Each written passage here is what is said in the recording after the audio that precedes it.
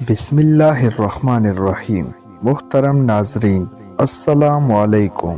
اللہ تعالیٰ نے جب بھی کسی نبی کو مبعوث فرمایا اور انسانوں کو اس کی سچا ہونے کی خبر سنائی تو اس نبی کے ذریعے کوئی مافوق العادت نشانی ظاہر کی جو انسانی قدرت سے بالاتر ہوتی تھی۔ ایسی ہی نشانیوں کو معجزات کے نام دیے گئے ہیں، اس لیے کہ ان معجزوں نے مخالفین کو مغرور اور مقرور بنا دیا اور ایمان والوں کا ایمان بڑھا دیا۔ نبی کریم صلی اللہ علیہ وآلہ وسلم سے بے شمار معجزات کا ظہور ہوا جو صحیح روایات سے ثابت ہے۔ یہاں ان میں سے بعض کا ذکر کیا جاتا ہے تاکہ مومنوں کی ایمان میں اضافہ ہو اور آپ صلی اللہ علیہ وآلہ وسلم کی محبت ہمارے دلوں میں بس جائے۔ امام بخاری رحمۃ اللہ علیہ نے روایت کی ہے، ہم لوگ رسول اللہ صلی اللہ علیہ وآلہ وسلم کے پاس بیٹھے تھے کہ آپ صلی اللہ علیہ وآلہ وسلم کے پاس ایک آدمی آیا کہ جس نے بھوک کی شکایت کی۔ ایک دوسرا آدمی آیا جس نے رہزنی کی شکایت کی۔ آپ صلی اللہ علیہ وآلہ وسلم نے فرمایا، اے عدی، کیا تم نے ہیرا کوپا کا ایک شہر دیکھا ہے؟ میں نے کہا، دیکھا تو نہیں ہے، اس کے بارے میں سنا ہے۔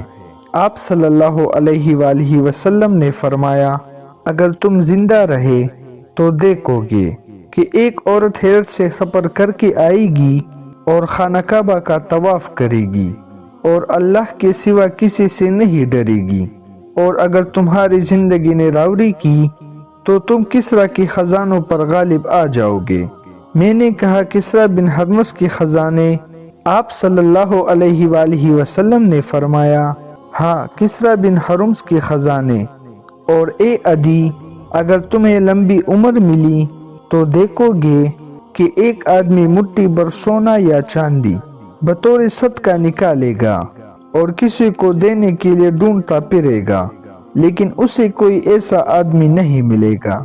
حضرت علی رضی اللہ تعالیٰ عنہ کہتے ہیں، میں نے عورت کو ہیرا سے سفر کر کے کعبہ کا طواف کرتے دیکھا اور وہ اللہ کے سوا کسی سے نہیں ڈرتی تھی، اور میں ان لوگوں میں سے تھا جنہوں نے کسریٰ کے خزانوں پر قبضہ کیا تھا۔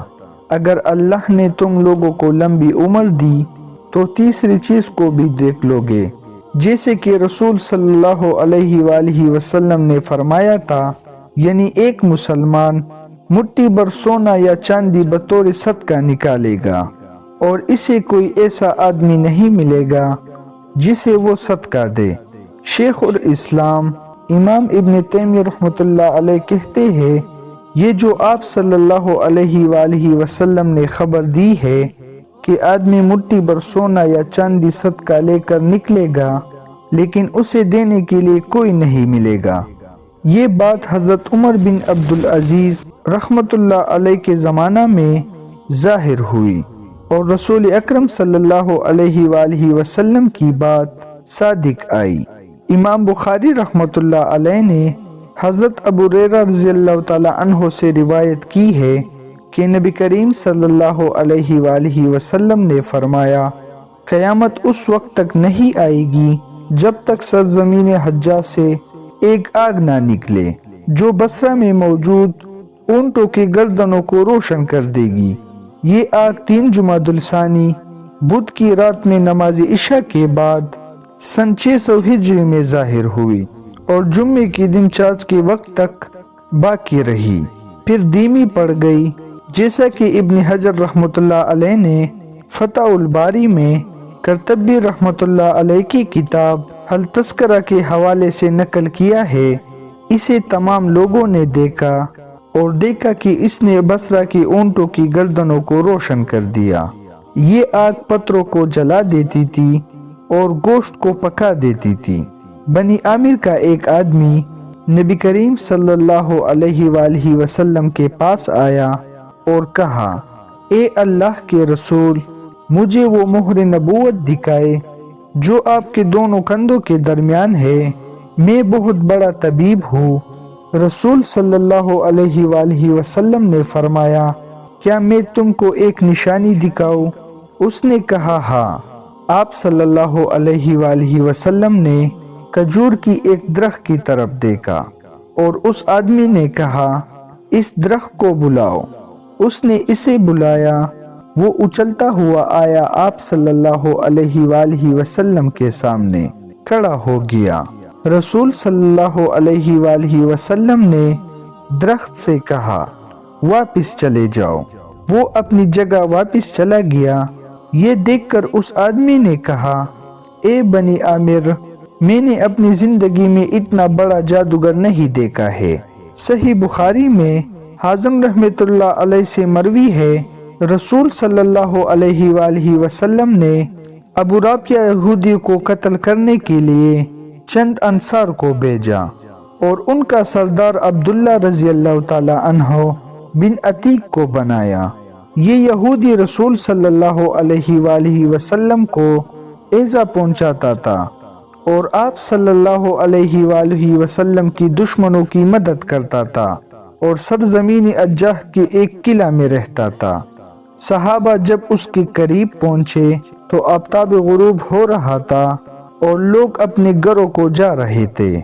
عبداللہ رضی اللہ تعالی عنہ نے اپنے ساتھیوں سے کہا تم لوگ یہی انتظار کرو اور میں جا کر دربان سے نرمی کے ساتھ بات کرتا ہوں، ممکن ہے داخل ہونے دے۔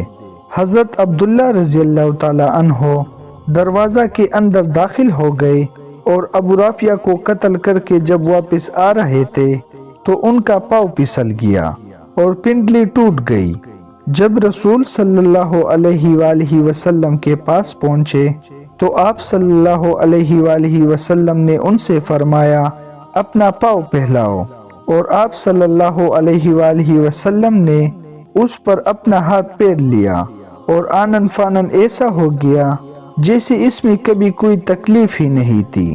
صحیح مسلم میں حضرت جابر بن عبداللہ رضی اللہ تعالی عنہ سے مروی حدیث ہے کہ ہم لوگ ایک بار رسول اکرم صلی اللہ علیہ وآلہ وسلم کے ساتھ چلتے رہے یہاں تک کہ ایک کشادہ وادی میں پہنچ گئے۔ رسول صلی اللہ علیہ وآلہ وسلم قضائے حاجت کے لیے ایک طرف بڑھے تو میں پانی کا برتن لے کر آپ صلی اللہ علیہ وآلہ وسلم کے پیچھے چلا۔ رسول صلی اللہ علیہ وآلہ وسلم نے چاروں طرف نگاہ دوڑائی تو آپ صلی اللہ علیہ وآلہ وسلم کو پردہ کے لیے کوئی چیز نظر نہ آئی۔ وادی کے کنارے آپ صلی اللہ علیہ وآلہ وسلم نے دو درخت دیکھے، ان میں سے ایک کے پاس گئے اور اس کے دو دانیوں کو پکڑ کر فرمایا اللہ کے حکم سے تم میرے لیے جھک جاؤ۔ چنانچہ وہ لگام ڈالے ہوئے اونٹ کی طرح آپ صلی اللہ علیہ وآلہ وسلم کے لیے جھک گیا۔ پھر دوسرے درخت کے پاس گئے اور اس کی ایک ڈالی پکڑ کر کہا تم بھی اللہ کے حکم سے میرے لیے جھک جاؤ۔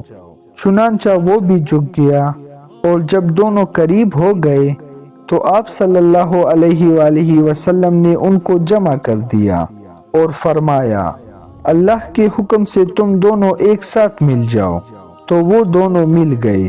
یہ دیکھ کر میں پیچھے مڑ کر دیکھ کر اس ڈر سے دوڑنے لگا کہ کہیں رسول صلی اللہ علیہ وآلہ وسلم کو احساس نہ ہو جائے کہ میں ان کے قریب ہوں، تو اور دوڑنے لگے۔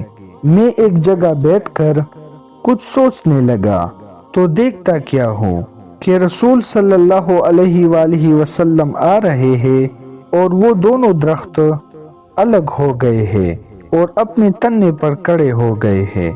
امید کرتا ہوں کہ آج کی ویڈیو آپ لوگوں کو اچھی لگی ہوگی۔ اگر ہماری ویڈیو آپ لوگوں کو اچھی لگی ہے تو اس ویڈیو کو لائک کریں اور مزید اس طرح ویڈیوز دیکھنے کے لیے ہمارے چینل کو سبسکرائب کریں۔ تب تک کے لیے ہمیں اجازت دیں۔ اللہ حافظ۔